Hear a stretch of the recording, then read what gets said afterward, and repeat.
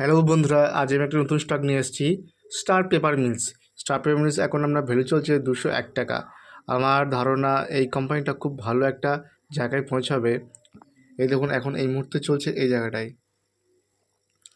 আমরা কিন্তু time time হচ্ছে ঠিক এই জায়গাটায়। যদি কিনে রাখতে পারেন, একটা ভালো কিন্তু মুভ ভবিষ্যতের জন্য 4-5 বছরের মধ্যে এটা মিনিমাম আপনার 400-র ওপর যাবেই যাবে। কারণ এই বুক ভ্যালু অনেক বেশি আছে, সেই বুক ভ্যালু নিচে এখন ট্রেড করছে। যার জন্য বলছি এই স্টকটি যদি কিনে রাখতে পারেন ভবিষ্যতের জন্য কিন্তু আমার অনেক কাজে লাগবে। তো স্টার পেপার সম্বন্ধে আরও জানুন, শুনুন। আমার কথা শুনে বিশ্বাস করে লাগাতে যাবেন না। আপনি এই সম্বন্ধে আরও পেপারসে পড়ুন আর ইন্টারনেটে সার্চ করে দেখুন, দিয়ে ইনভেস্ট করুন।